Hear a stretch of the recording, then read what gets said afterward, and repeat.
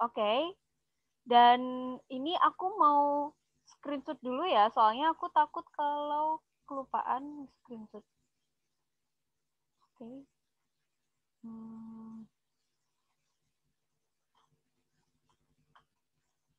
Bentar. Oke. Ini ada 3 halaman. Satu, halaman yang pertama. Halaman yang kedua. Dan halaman yang ketiga. Oke. Baik, terima kasih. Mari kita lanjutkan untuk belajarnya. Saya mau share screen whiteboard saya. Oke. Apakah whiteboard-nya sudah terlihat? Sudah, Kak. Oke, sudah ya. Oke, terima kasih.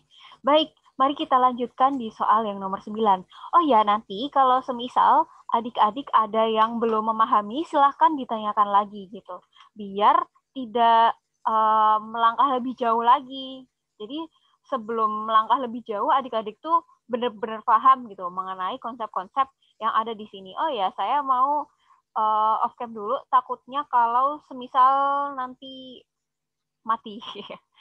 Oke, ya, karena jaringannya kurang baik kadang kalau hujan. Baik, kita langsung aja masuk ke soal nomor 9, di mana di sini ada sebuah batang XY, dia itu memiliki berat 10 Newton, bertumbuh pada tembok X ya. Jadi tumpuannya itu ada di sini, ini adalah tumpuannya. Nah, lalu batang itu ditahan secara horizontal oleh gaya F. Ini ada gaya F-nya yang menahan, membentuk sudut 60 terhadap arah vertikal, bla bla bla. Berapa besar F? Lalu ditanyakan besar F. Nah, sekarang kalau ini ada batangnya cuma dari X sampai Y ya, sampai Y. Nah, berarti berat itu ada di titik tengah. Ingat, berat itu ada di titik tengah. Lalu kita tarik ke bawah, ini adalah berat dari si batang XY ini. Tuh. Nah, lalu untuk F-nya, karena dia membentuk suatu sudut, berarti di sini kita ada sudut ke atas. Kurang jelas, bentar. Untuk N-nya jadi yang tebal. Nah, kita tarik ke atas. Jadi F diapit ya sudutnya ya, berarti jadinya F cos theta. Nah, lalu untuk ke kanannya, apakah perlu juga? Nggak perlu ya. Kita nggak perlu memisahkan ke kanannya, karena dia momen inersianya kan dari sini. Dia kan berotasinya itu atas dasar gaya cos ya. F cos theta ya. Dia muternya itu kan gara-gara ke sini kan.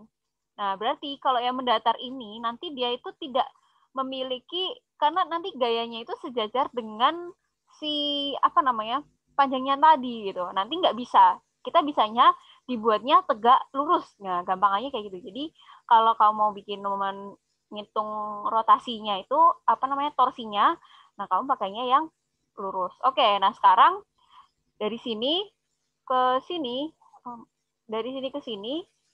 itu adalah torsi yang mengakibatkan gaya W. Nah, itu arahnya kita lihat berlawanan arah jarum jam ya. Kita ingat bahwasanya agar dia mengalami titik yang setimbang, berarti dia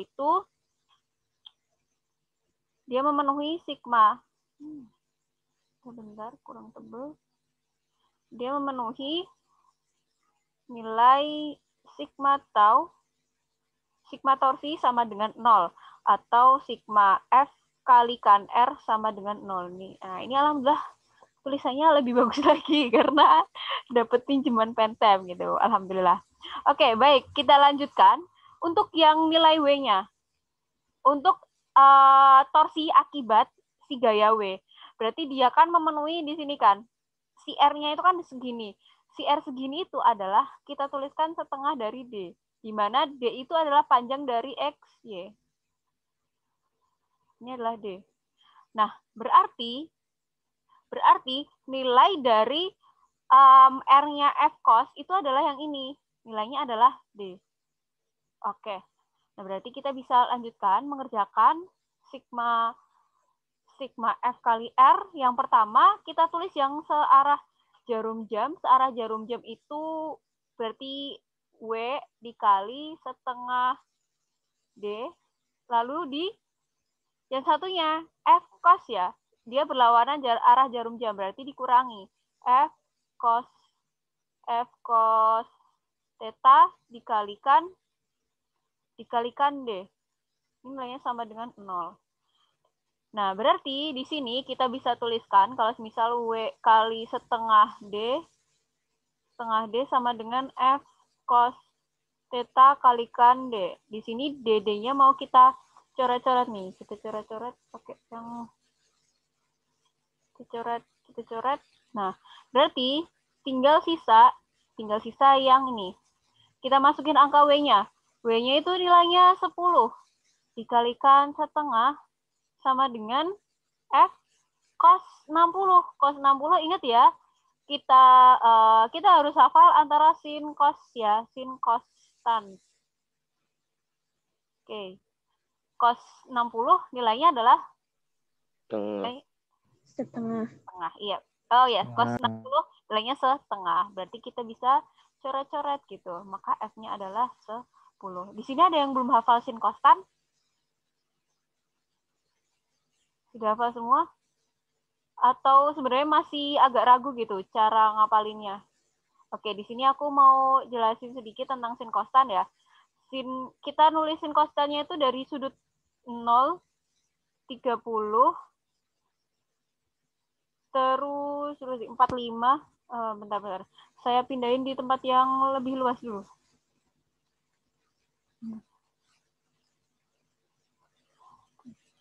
Saya pindahin ke tempat yang lebih luas dulu di sini.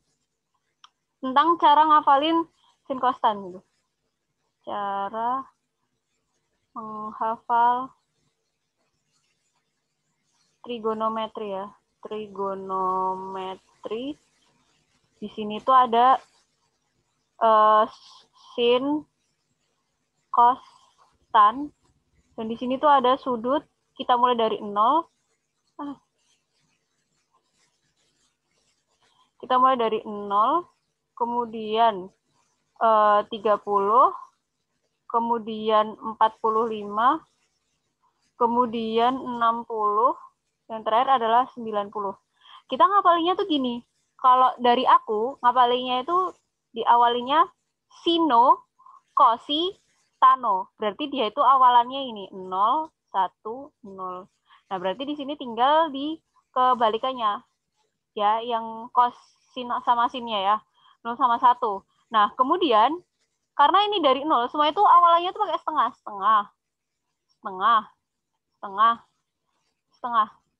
Sebenarnya tannya nggak perlu dihafalin karena tinggal dicoret-coret sama dicoret antara sin per cos aja. Nah, lalu semuanya tuh awalnya pakai setengah. Karena ini di bawah itu dari yang sin itu dari 0, maka di sini tuh kali akar 1. Yang di sini akar 2 kali akar 3. Nah, di sini karena ini dimulai dari 1, di sini tuh dikali akar 3 kali akar 2 dikali akar 1.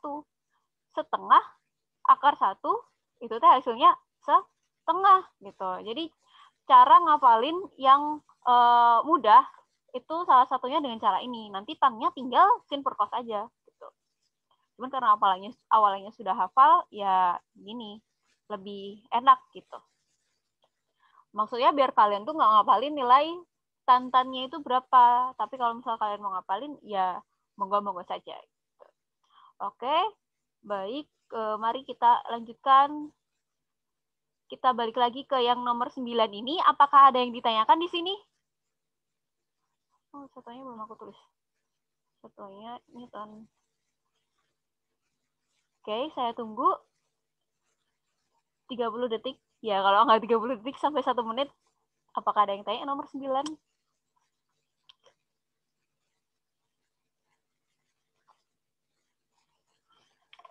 Oke, kayaknya nggak ada yang tanya nih. Kita akan melanjutkan di nomor 10. Nomor 10 ini perlu dibahas nggak? Perlu. Perlu. Oke, kita bahas semuanya berarti ya. Ini aku ulang dulu aja ya.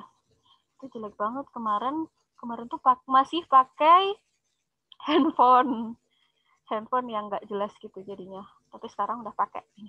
Oke, nah sekarang kita lihat nih. Ada yoyo masanya sekian, dia masanya M ya. Yoyo masa M, kemudian ditarik dengan gaya F yang tidak terlalu besar. Berarti di sini ada titik tengahnya. Ini ada gaya F. Oke. Bergelinding murni jika momen inersial bla bla bla bla, maka percepatan sudut yoyo. Nah, di sini selain dia itu ada F dari gaya yang ditarik itu, dia itu ada yang namanya gaya gesek. Nah, gaya gesek itu dari sini. Di sini adalah F gesek.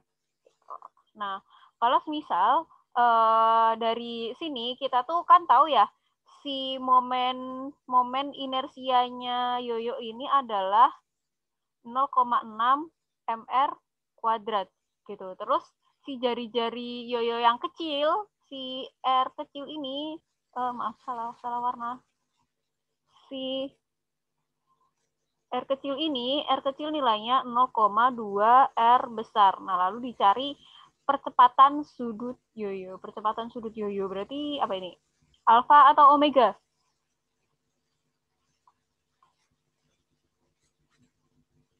Alfa ya. Alfa itu adalah percepatan sudut, ya. Jadi kalau misal digerak melingkar, kita tahu ada, kalau digerak lurus, kita kan ada SPA ya. Ini adalah perpindahan atau jarak, bisa juga disebut bedanya. Kemudian ini bisa digunakan untuk kelajuan atau kecepatan. Kemudian ini adalah percepatan yang paling bawah nih. Nah, kalau misal di sini digerak melingkar itu ada theta, ada omega, ada alfa. Nah, theta ini adalah sama gitu, perpindahan sudut. Kalau ini tadi, kalau yang ini linear, kalau yang ini sudut. Oke, berarti di sini ada sudut. Ini adalah sama-sama perpindahan, kemudian ini sama-sama kecepatan, yang ini sama-sama percepatan. Cuman yang satu linear, yang satu sudut. Oke, itu adalah kilas saja. Oke, nah di sini kita tahu ada di torsi, itu ada persamaan yang namanya sigma tau sama dengan I kali alfa ya. Sigma tau I kali alfa. Ini kayaknya bentar ganti warna dulu. Sigma tau sama dengan I kali alfa. Oke, nah dari sini kita tahu ada gaya yang bekerja. Kalau yang searah jarum jam ini, berarti yang FG ya. Yang searah jarum jam itu yang FG. Lalu yang si F ini, F yang ditarik ini dia berlawanan. Berarti nanti dia yang satu minus, yang satu plus. Oke. Lalu ini kita pindahkan aja ke sebelah sini.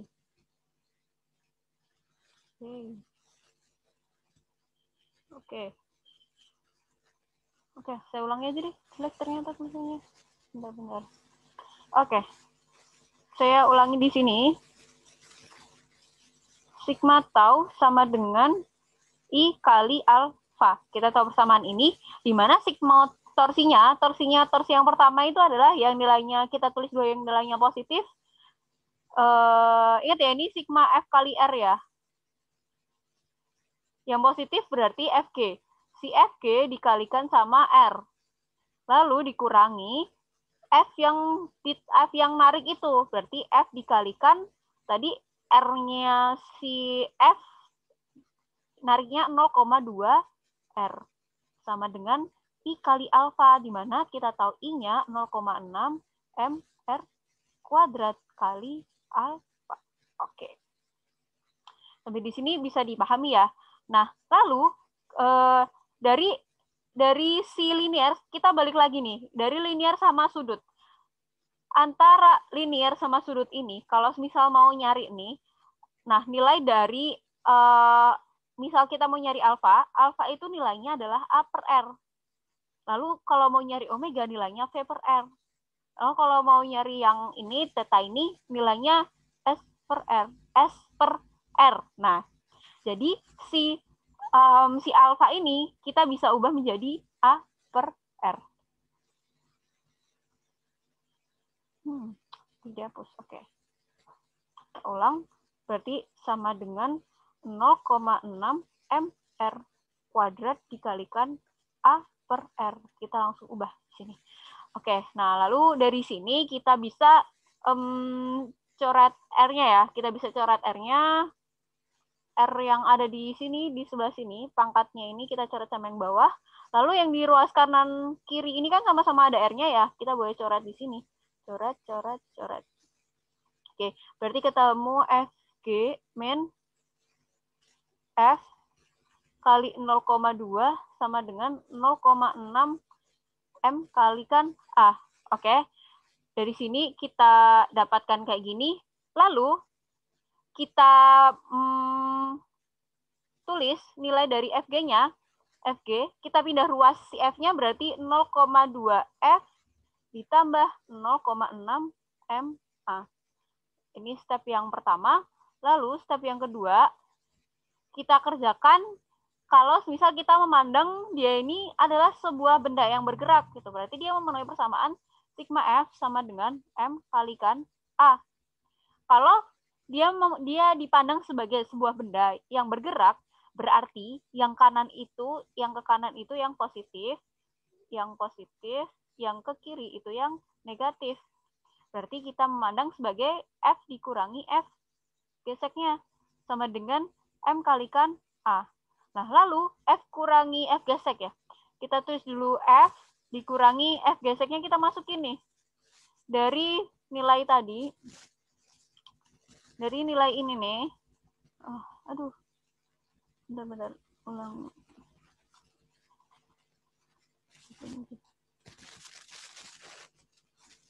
Dari nilai ini dimasukin ke sebelah sini. Tuh.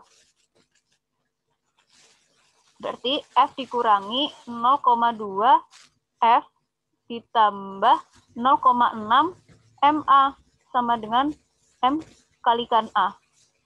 Nah, selanjutnya kita kerjakan F dikurangi 0,2 F ditambah plus kali min ya, jadinya min ya. Min 0,6 MA sama dengan MA. Lalu kita kumpulin, F dikurangi 0,2 F tinggal 0,8 F sama dengan 0,6 dipindah ruas, min 0,6 dipindah ruas jadinya ke kanan, jadinya 1,6 MA ya. Lalu kita hitung nih 0,8 sama 1,6 kan sama-sama bisa dicoret jadi 2 ya.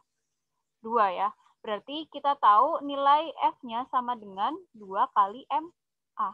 Ya, 2 kali MA. Dan F-nya di sini nilainya adalah 2 kali MA itu kalau kita balikin lagi ke theta, dibalikin lagi ke alfa. Bentar, maaf. Ini kayak gunung lama-lama. F, kita kembalikan lagi ke alfa, berarti jadinya 2M kali alfa kalikan R.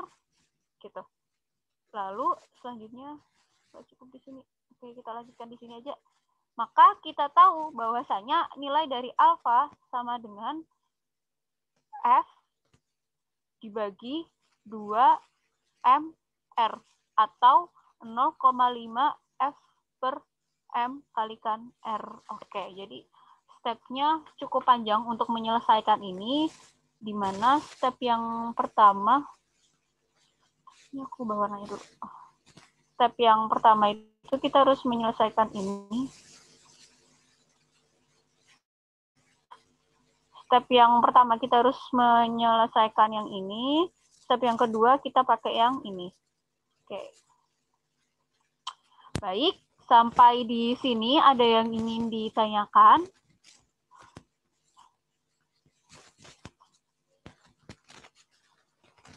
Jadi ini materi tentang torsi. Soal tentang torsi itu masih ada kaitannya sama hukum-hukum Newton. Nggak mungkin bisa lepas.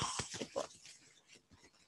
Oke, saya tunggu 1 menit untuk memahami kalau misal ada yang ditanyakan.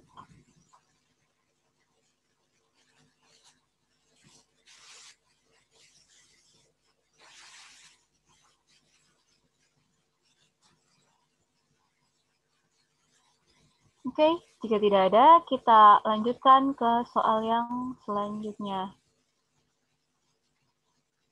Batang tak bermassa, blablabla. Lah, berapakah kecepatan sudut baru dari sistem gitu. Jadi ini tuh ada keadaan yang pertama, ada keadaan yang kedua gitu ya. Di mana kita memenuhi nilai dari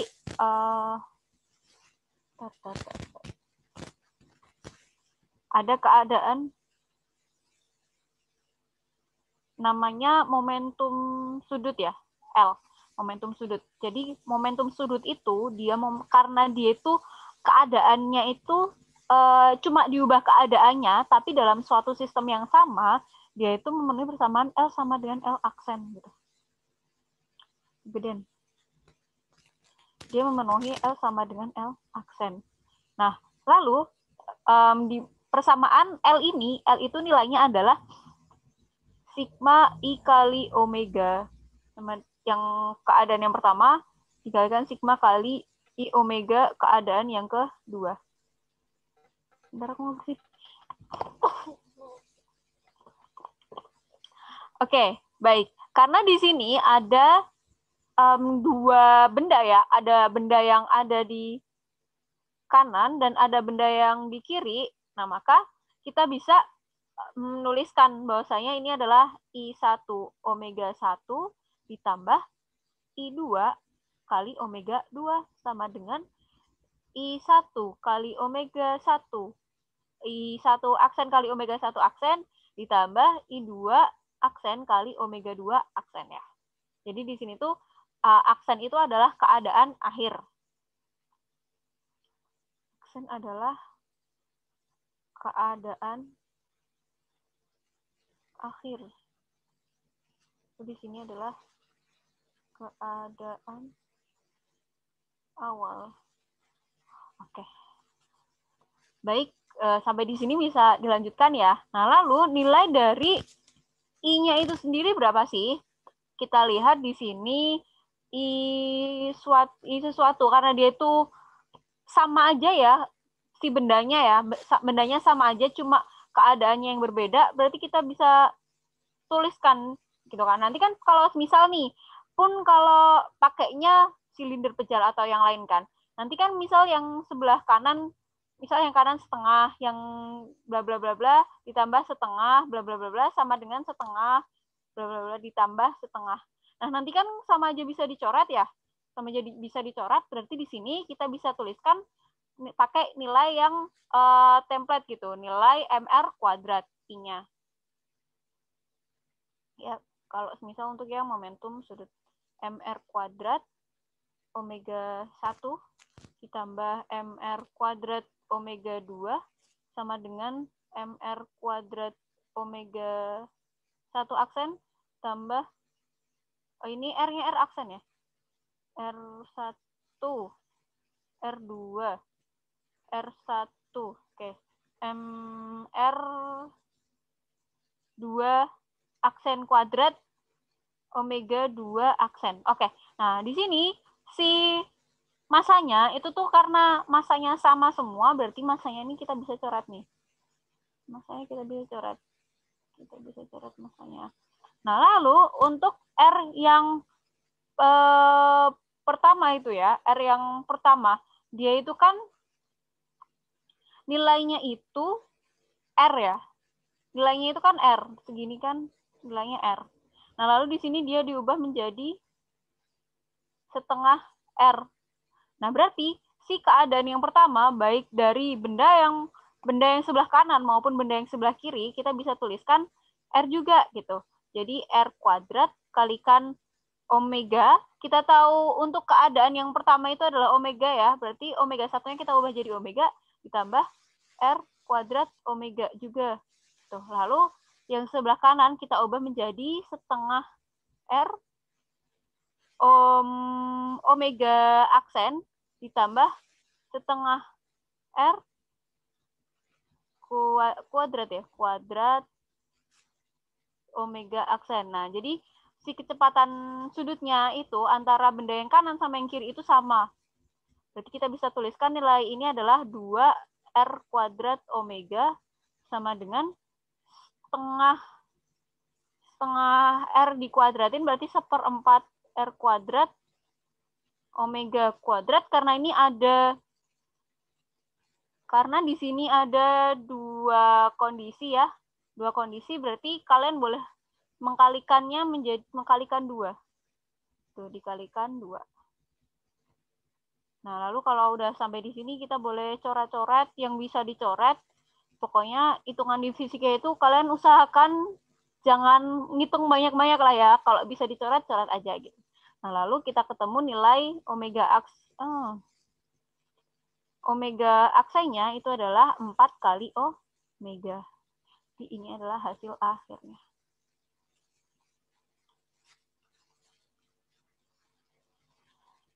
Ingat kalau misal ngerjain di fisika itu jangan dihitung semuanya. Coretlah kalau bisa dicoret. Dalam artian kalau misal emang keadaan dari nilai-nilai tersebut itu nanti pada akhirnya bisa dicoret, ya udah tunggu dulu aja, diproses dulu aja semua angka-angkanya sampai akhir, baru nanti dicoret-coret. Biar perhitungannya tidak terlalu rumit. Oke, ini untuk yang nomor 11. Ini tentang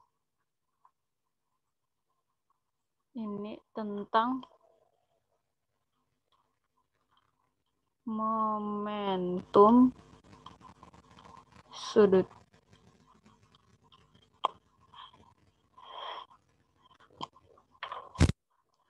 Oke, sampai di sini nomor 11. Gak ada yang tanya ya kayaknya ya. Gak ada yang tanya. Oke, kalau nggak ada yang tanya kita berlanjut di nomor 12. Nah, ini di nomor 12.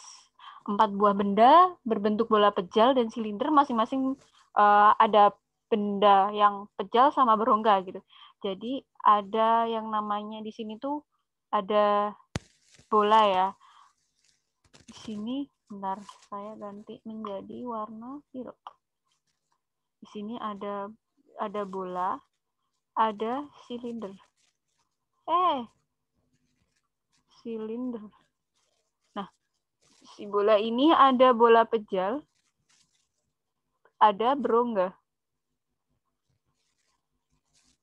Lalu si silinder ini juga nih, ada silinder pejal, ada silinder berongga. Oke. Nah, dari sini keempatnya dilepaskan dari ketinggian H melalui bidang miring gitu. Jadi di sini tuh ada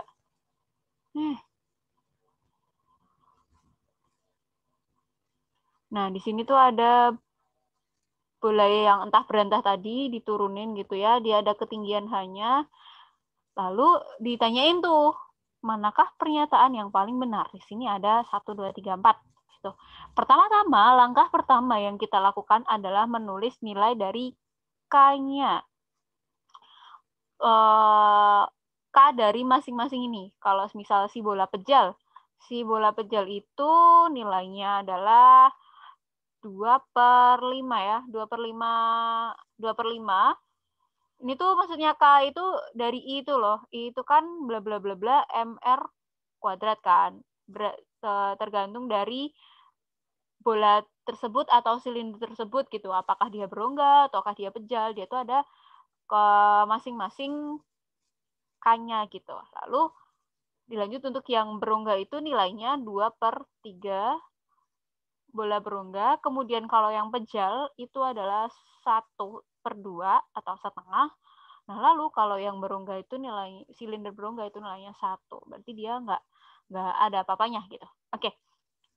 Lanjut ya. Dia ditanyakan pernyataan yang benar gitu. Kita lihat dari nomor berapa nih? Nomor 4 dulu ya. Bola pejal akan tiba di dasar bidang bersamaan dengan silinder pejal. Nggak mungkin ya. Ini nomor 4 itu nggak mungkin banget. Kenapa nggak mungkin? Ya karena dia memiliki K yang beda gitu. Kalau K-nya beda, dia nggak mungkin akan turun bareng. Kalau nggak si bola pejal duluan, ya silinder pejal duluan. Ini nggak mungkin. Dia nggak mungkin kalau misal turunnya bareng gitu. Karena nomor 4 salah, kita tinggal cek yang nomor 2 gitu. Bola berongga tiba di dasar bidang paling akhir gitu. Bola berongga tiba di dasar bidang paling akhir. Bener nggak si bola berongga ini paling akhir? Dia tuh nilainya tuh 2/3 gitu. 2/3 itu ada di tengah-tengah. Berarti dia itu gak mungkin awal, gak mungkin akhir gitu.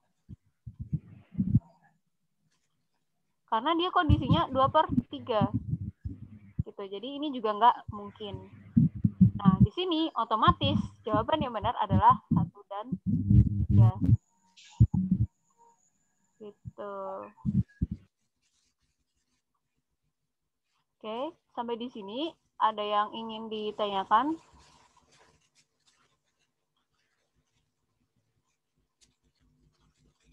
Kok chatnya nggak muncul ya? Oke, bentar.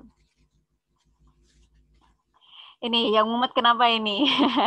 Fisika ki emang mumet, tapi aja jadi mumet. Ya, style wae. Nek misal kui iso mbok lakoni ya lakoni. Ojo ngoyo lah. Lakoni apa sing iso mbok lakoni gitu ya. Nek ra iso mbok lakoni ya wis. Alon-alon wae penting kelakon. Di fisika juga nggak harus kalian bisa ngerjain semua soal kok. Kalian perlu apa namanya ya? Paling 1, 2, 3 lah. 3 lah ya paling minimal kalian bisa ngerjain 3 soal fisika itu udah hebat banget di UTBK nanti.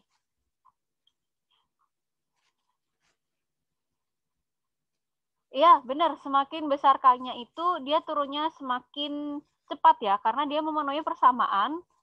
Bentar, aku ganti dulu pakai spidol hitam. Nah, karena dia itu sigma tau sama dengan I kali alfa ya. Berarti sigma taunya ini itu kan sebanding ya. Sebanding. I-nya itu sebanding dengan alfa. Berarti semakin besar nilai I-nya, maaf. Bentar.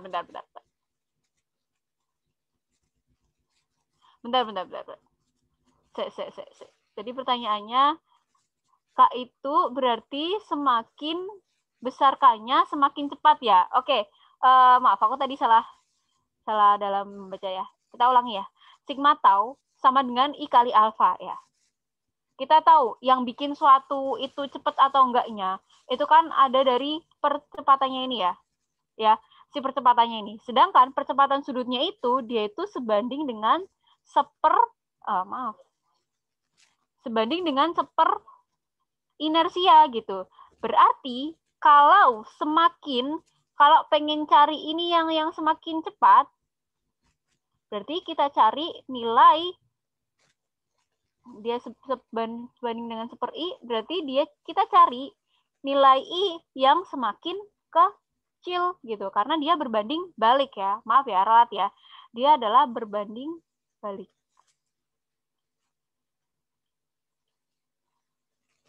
Oke. Gitu. Sampai di sini ada yang ingin ditanyakan?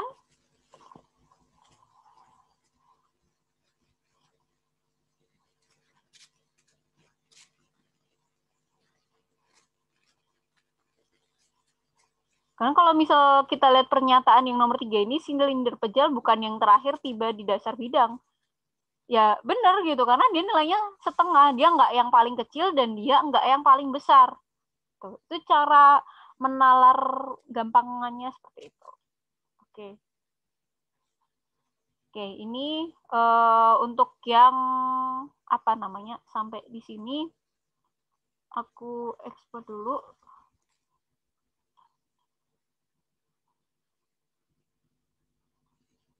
Apa namanya?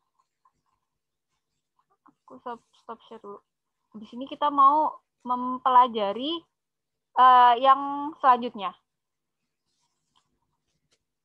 Pertemuan 4 ya.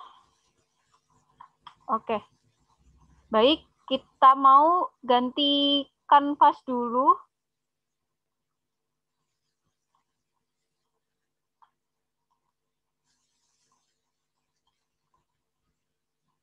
Kita mau bikin papan tulis yang baru untuk materi yang baru.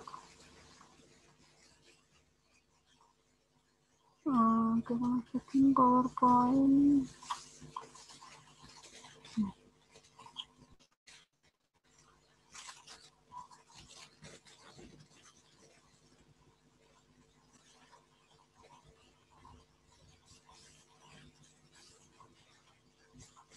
Oke.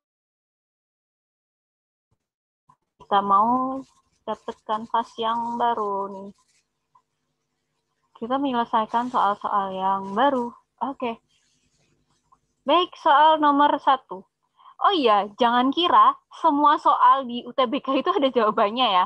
Ternyata ada soal-soal UTBK yang dia itu nggak ada jawabannya gitu.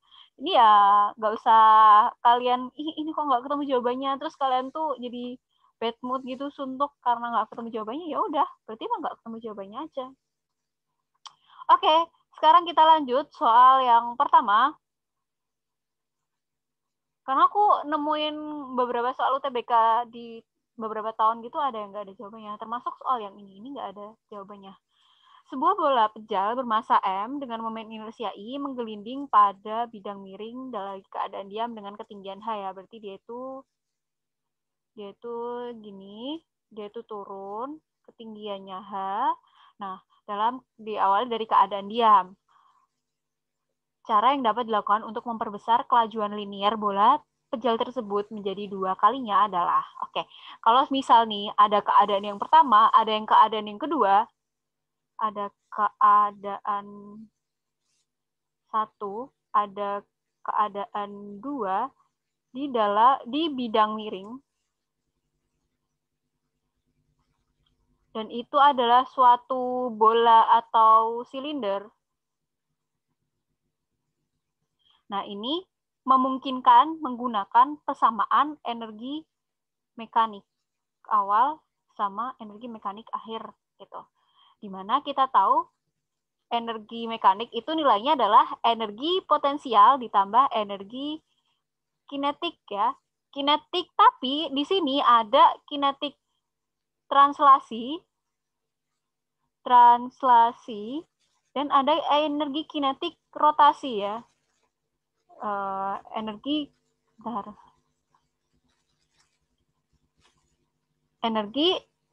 kinetik rotasi gitu. Ini adalah nilai dari EM.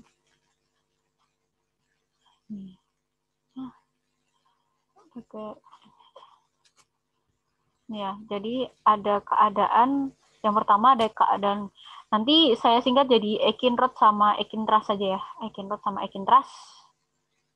Lalu kita akan mengerjakan di sini gitu dari keadaan yang pertama. Kalau misal nih kalian tahu, kalian ingat banget sampai ngelotok gitu ya. Energi mekanik kalau misal di atas kecepatannya 0 berarti energi kinetiknya 0 juga kan. Dia kan karena dari keadaan diam kan. V1-nya kan berarti 0, V1-nya. Kemudian V aksennya itu kan yang maksimal gitu. Dia cuma karena ditanyain yang di keadaan paling bawah. V aksennya itu maksimal. Berarti kalau misal ini keadaan ada yang di atas, ini keadaan dia ini, bentar. Di sini ada keadaan atas, di sini ada keadaan yang paling bawah. Berarti yang di sini cuma ada M, G, H ditambah 0. Ya, sama dengan, nah di sini MGH-nya 0 ditambah ekin translasi dan ekin rotasi. Translasi itu pakainya yang setengah MP kuadrat kayak biasanya. Kalau yang rotasi itu pakainya setengah I omega kuadrat. Nah, translasi itu yang bikin si bola itu turun aja. Sedangkan yang rotasi, turunnya itu sambil muter gitu. Karena kan si bola itu kan dia pergerakannya kan muter juga kan. Nggak cuma turun doang. Kayak misal balok. Balok itu kan turun doang. Berarti dia cuma ada ini doang. Nggak ada yang ini. Karena dia nggak muter. Gitu. Karena si ini kasusnya adalah bola pejal. Berarti kita pakainya ekin translasi sama ekin rotasi. Gitu. Dimana yang kondisi yang di bawah ini, si energi potensialnya 0. Karena dia nggak ada ketinggiannya. Oke, kita lanjutkan. Berarti kita di sini bisa tuliskan MGH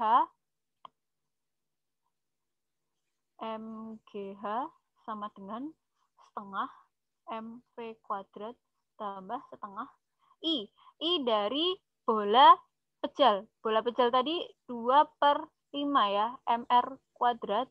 Nah, omeganya ini masih ingat tadi yang antara linear dan sudut, berarti kita ganti menjadi V per R kuadrat. Nah, lalu ini sama-sama R kuadrat, kita bisa coret. Lalu yang sebelah kanan ini ada, kanan sama kiri ada M-nya, coret semua. Tuh, jadi tenang, di fisika kita coret semua. Kita bisa coret semua gitu. Nah, lalu di sini kasusnya kan, berarti kita ketemu GH sama dengan setengah V kuadrat ditambah, ini coret-coret. Berarti 1/5 V kuadrat. Oke, nah sekarang kita mau memperbesar kelajuan linear gitu ya. Apakah mungkin jika M ini diubah menjadi 2M, itu akan mempengaruhi? Jelas di sini nggak mungkin ya. Nggak mungkin. Di sini tuh nggak mungkin. Nggak mungkin yang poin A ini terjadi. Kenapa? Karena M-nya aja dia saling mencoret. Berarti dia tidak akan mempengaruhi gitu.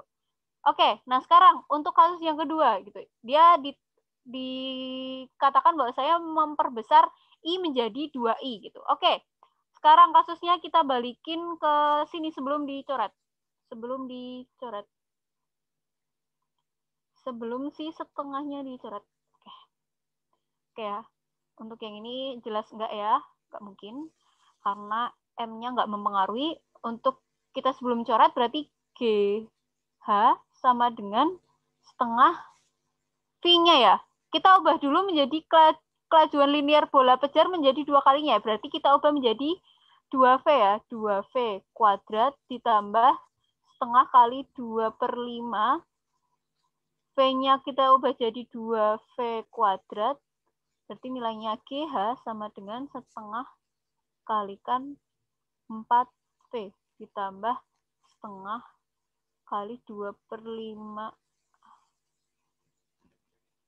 dikalikan 4V juga. Nah, lalu semisal ya, I-nya itu diubah menjadi 2 kali, 4 kali atau berapa kali, berarti di sebelah sini kan, dia ada angka-angka di sini lagi kan. Ya kan, yang menunjukkan sesuatunya gitu. Nah, sedangkan baik dari angka ini dan bla bla bla bla ini tuh nggak ada yang memungkinkan gitu. Karena kondisinya, oh ini kuadrat terusnya. Benar-benar. Ini kuadrat. Oke. Nah, di sini tuh nggak ada yang mungkin untuk dikalikan berapa pun untuk menghasilkan si ini gitu. Karena nanti dia pemindahan yang pertama apa ya? Perhitungan angkanya tuh nggak memungkinkan untuk dihitung gitu. Untuk menghasilkan ini. Karena dia itu tidak mempengaruhi yang depan. Sedangkan ini tuh harus mengoperasikan kedua angka dari depan maupun belakang gitu. Jadi untuk pilihan yang I ini semua itu salah. Nah, sekarang kita lihat yang E ya, yang memperbesar H menjadi 2H gitu. Berarti kita tuliskan GH sama dengan setengah V. Di sini V kuadrat ya. Setengah V kuadrat ditambah setengah kali 2/5 2V kuadrat 2V kuadrat. Berarti di sini GH sama dengan setengah kalikan 4. Hanya ini H tak tulis H besar aja ya, bahwasanya hanya itu berubah gitu. Di sini maka 4V kuadrat ditambah coret-coret 1/5 4V kuadrat gitu. Nah, di sini ada keadaan yang berubah dari keadaan awal. Ini kan mulainya setengah V kuadrat, bla bla bla bla. Nah, lalu kita Oke, 1/5. Kita kumpulin nih, jadi setengah V kuadrat. Di sini jadi adanya,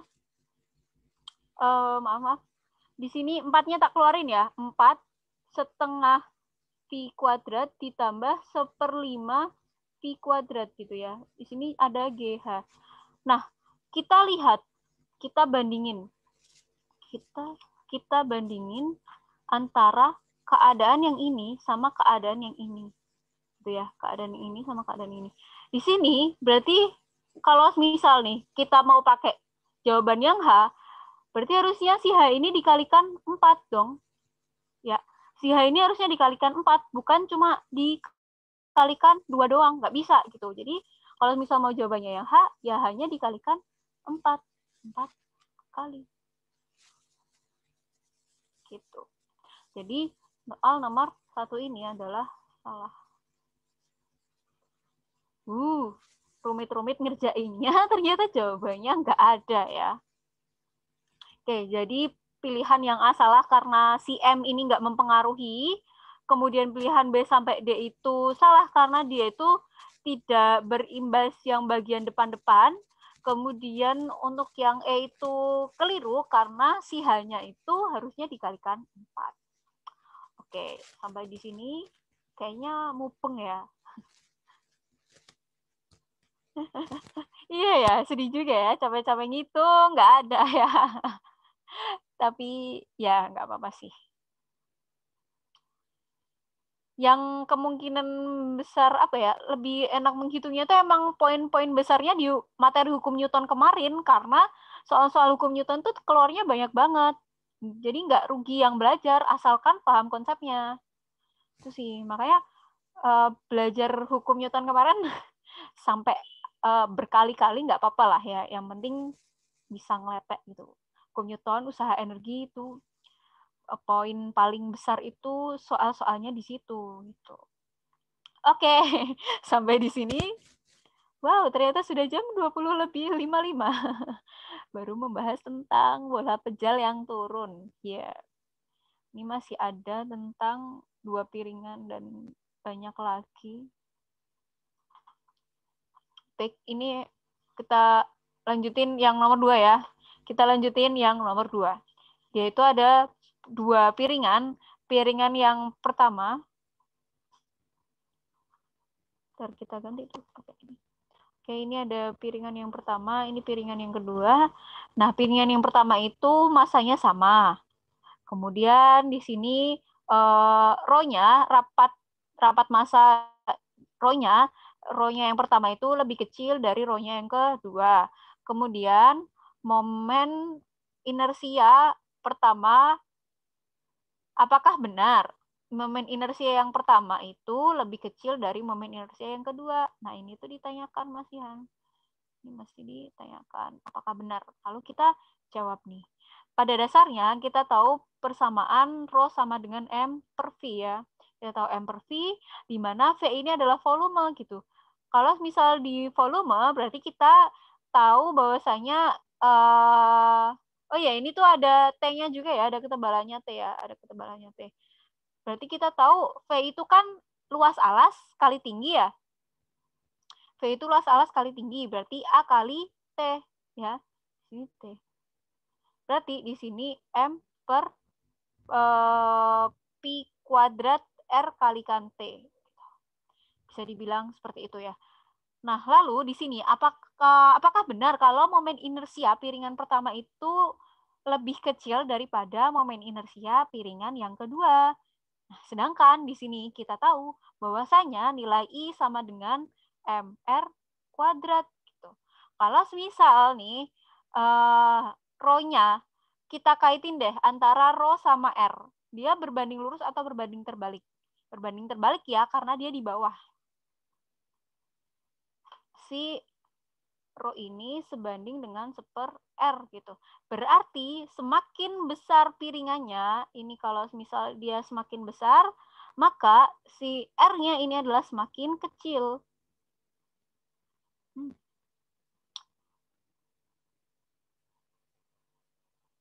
Makin kecil gitu. Dia berbanding terbalik.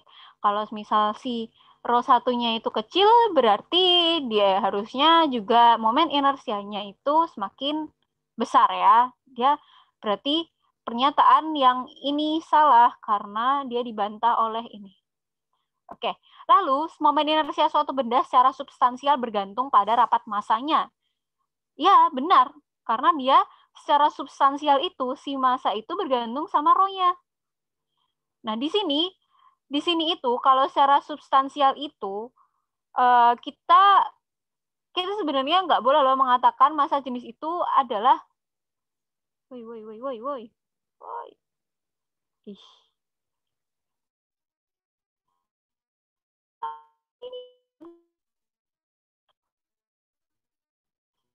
Iya, kita nggak boleh sebenarnya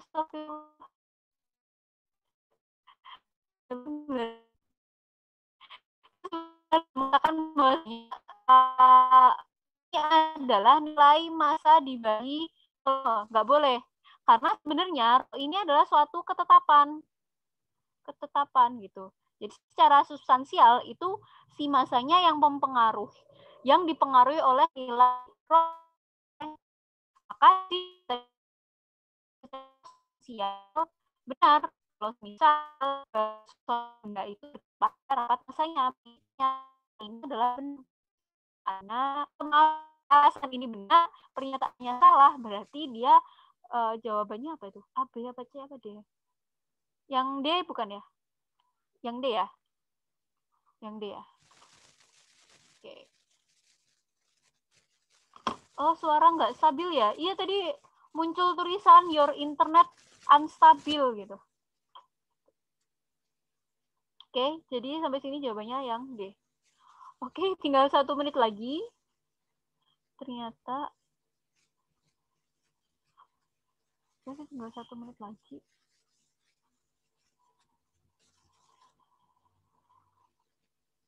Bentar.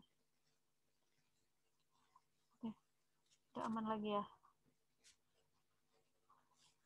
Mohon maaf. Oke, di sini sampai di sini bisa dipahami ya. Udah sampai 21.00 nih.